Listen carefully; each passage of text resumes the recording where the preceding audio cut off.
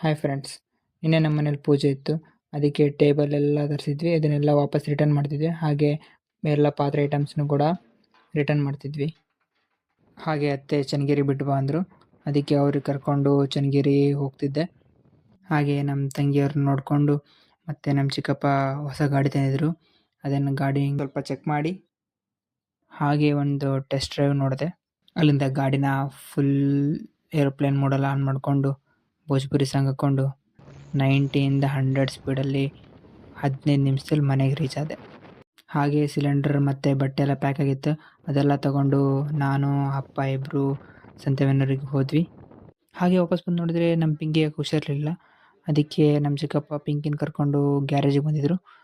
ಮತ್ತು ಮನೆಯಲ್ಲಿ ಮಸಾಲೆ ಮಂಡಕ್ಕಿ ಮಾಡಿದರು. ಮಸಾಲೆ ಮಂಡಕ್ಕಿ ತಿಂದೆ. ಗಂಡನಿದ್ದರೆ ಎಂತನಿರಬೇಕು?